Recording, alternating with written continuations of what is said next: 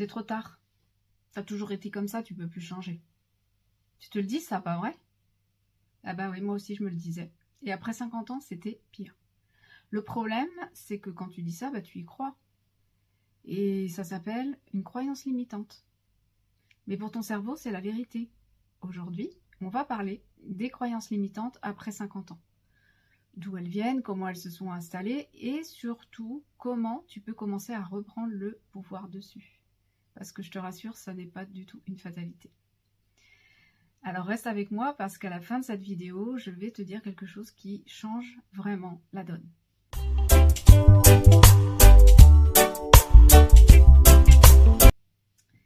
Alors d'abord, qu'est-ce que c'est qu'une croyance limitante au fond?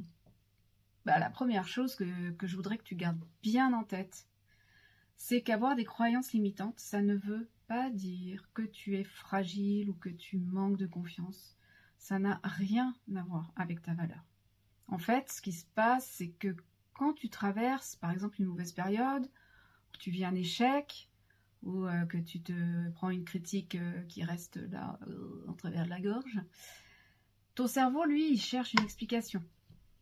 Parce que son rôle, c'est de te protéger pour te faire fuir, en fait, ce genre de situation qui a causé ces faits-là. Et il interprète. Donc, j'ai échoué, ça devient « je suis quelqu'un qui échoue ». J'ai du mal à changer, ça devient « je suis incapable de changer ».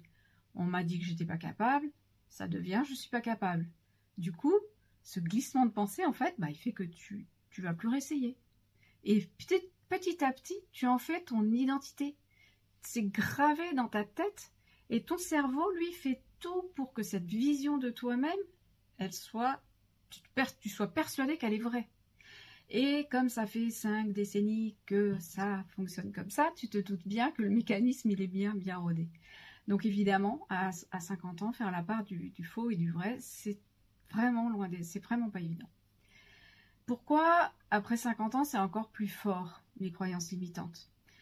En fait, il y a plusieurs raisons. D'abord, il y a le regard de la société. Parce que quand tu passes la cinquantaine, tu as bien remarqué qu'il y a des choses qui changent. Alors oui, les fameux courriers de dépistage qui arrivent, ta mutuelle, elle devient senior. Ta banque, curieusement, elle est beaucoup moins enthousiaste à l'idée de te prêter de l'argent. Hein. Puis du coup, les assurances de prêt, elles gonflent. Hein. Les pubs qui sont dédiées au quinquas, ça donne juste envie de partir en courant. Enfin, moi, ça me fait ça. Donc si tu sais pas que tu as passé les 50 ans, c'est que, je sais pas, tu fais l'autruche. Et dans les conversations, l'air de rien, tu te prends aussi des petites phrases, toujours jamais méchantes, hein, mais qui commencent à piquer sur ton âge et tout. Et tout ça, ça prépare le terrain. Ça te fait penser que tu es entré dans une autre catégorie. La deuxième chose, c'est que tes rôles, ils changent. Pendant 30 ans, tu savais où était ta place. T'étais parent, t'étais conjoint, t'étais un professionnel en pleine carrière, t'avais ton emploi du temps bien fixé, tes rôles, ils étaient bien définis. Mais quand les enfants partent et qu'au boulot, on commence à préparer ta relève, là, ça commence à changer. En fait, tu te retrouves nez à nez avec toi-même et tu n'as plus tes repères d'avant. Donc tes rôles, qui étaient un peu tes preuves que tu étais capable, que tu avais de la valeur, qui définissaient ta place, tu les as plus. Et ça, c'est hyper déstabilisant. Et ça ouvre grand la porte aux vieilles croyances que tu avais réussi à mettre un peu de côté. La troisième chose, c'est qu'il est trop tard. Voilà, ça c'est la phrase, il est trop tard. Alors là, on rentre dans le dur parce que quand tu disais dans 20 ans, avant ça donnait 50 ou 60 ans. Mais aujourd'hui, dans ta tête, ça donne plutôt 70. Et ça change tout. Tu te demandes si ça vaut vraiment le coup de commencer quelque chose de nouveau, d'apprendre encore. Je vais pas me fatiguer à apprendre des nouvelles choses. Ton cerveau, il te souffle à l'oreille que ce serait effectivement plus raisonnable de ne pas te lancer, tu vois, de rester dans ta zone de confort. Et avec ces trois choses-là, le regard de la société, les rôles qui changent et la certitude qu'il est trop tard pour tout, tes croyances limitantes, elles ont tapis rouge. Alors comment tes interprétations deviennent ton identité? Ton cerveau, la vérité, c'est qu'il s'en fout. Lui, il est dans le contrôle. Il fait ce qu'il faut pour que tu restes dans ta zone de confort et que tu te mettes surtout pas en danger. Parce que le contrôle, lui, ça le rassure. Et l'incertitude, il déteste ça. Alors quand tu dis « Ah, peut-être que je pourrais y arriver, je sais pas », et si tu dis « Oh non, je peux pas y arriver », lui, il choisit direct la deuxième option. Hein. Parce que c'est clair, c'est prévisible et ça t'évite d'essayer et donc de risquer de te prendre un gadin. Et c'est pour ça que, quand tu te dis, allez, à partir de maintenant, je vais penser positif. Sur le moment, ça te fait du bien, mais en fait, ça sert à rien. Parce qu'il faut que tu saches que tu te heurtes à des décennies de certitudes construites une par une. Et heureusement, la bonne nouvelle, c'est que ça n'est pas une fatalité et que tu peux surmonter tes croyances limitantes. Le premier pas, c'est la prise de conscience. En fait, la première chose qu'il faut que tu fasses, c'est t'autoriser à te poser la question, cette pensée, c'est un fait ou c'est juste une interprétation? Imagine quand tu avais 35 ans, tu as voulu créer une entreprise et que malgré tous tes efforts, ça n'a pas marché. Depuis, ta croyance, c'est « je ne suis pas fait pour entreprendre ». Et c'est bien ancré dans ton cerveau. Mais si tu réévalues la situation aujourd'hui, tu peux te dire ouais, mais j'avais moins de connaissances, j'avais moins de soutien, je me suis lancée un peu vite, voilà, à l'époque j'ai fait des erreurs de débutant qu'aujourd'hui je ne referai pas. Et du coup, ton interprétation, elle perd son sens. Ta croyance, elle commence à se fissurer, à trembloter.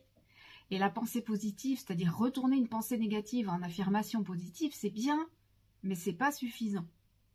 Par contre, regarder les faits avec ton regard d'aujourd'hui et pas celui que tu avais à l'époque, ça change ta perception des choses. Et ce recul-là, ça te permet de reprendre du pouvoir sur tes croyances limitantes. Ce qui fait vraiment bouger les choses, et là on arrive à la chose que je t'ai promise au début, et qui change vraiment les choses. Ce ne sont pas tes pensées qui modifient tes croyances, mais ce sont tes actions. Il y a un chercheur en psychologie qui s'appelle Richard Wiseman qui a montré que commencer par des petites actions concrètes, c'est bien plus efficace que de travailler directement sur ses croyances.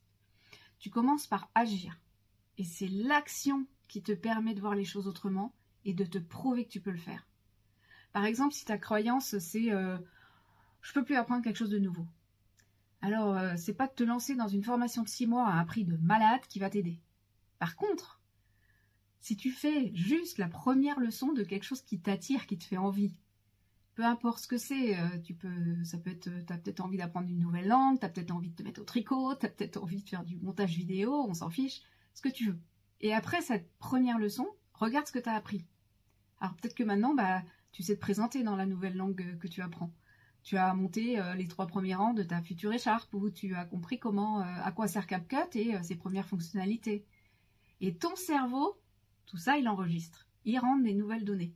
Et à chaque fois que tu vas progresser, lui, il va faire la mise à jour. En décembre 2025, donc c'est pas vieux, je disais à qui voulait l'entendre, jamais j'aurai une chaîne YouTube. C'est vraiment pas pour moi ça.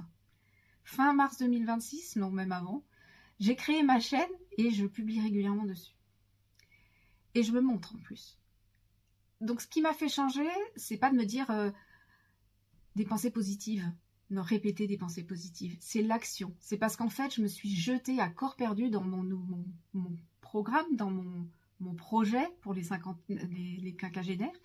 Et je me suis même pas posé la question. Je me suis dit, il me faut une chaîne YouTube. Parce que c'était une évidence, c'était un prolongement évident. Et donc, en fait, ton cerveau, action par action, il crée des nouvelles certitudes. Il fait des nouvelles connexions. Et ça s'appelle la neuroplasticité et je trouve ça fascinant. Donc, tu vois, les croyances limitantes après 50 ans, c'est pas une fatalité. Elles ne te définissent pas, elles ne te disent pas que tu es faible ou que tu manques de volonté. C'est juste ton cerveau qui fait son boulot à partir de ce que tu as vécu dans ta vie. La bonne nouvelle, c'est que tu peux agir pour démonter tes croyances un pas, un geste à la fois. Et si tu as envie d'être accompagné parce que tu sais plus vraiment où tu en es, où tu vas depuis que tu as passé la cinquantaine, j'ai créé un programme de 6 semaines, nos 50 ans à nous, pour t'aider à te reconnecter à tes envies, à ton corps aussi, et à oser créer la vie que tu veux. Et maintenant, parce que trop tard, ça n'existe pas. Alors dis-moi en commentaire, quelle est la petite action que tu pourrais mettre en place dès cette semaine pour commencer à reprendre le pouvoir sur une de tes croyances? Juste une. Si cette vidéo t'a parlé, n'hésite pas à la partager si tu connais quelqu'un qu'elle peut aider. Ou n'hésite pas à t'abonner. Et moi, je te dis à bientôt pour une nouvelle vidéo.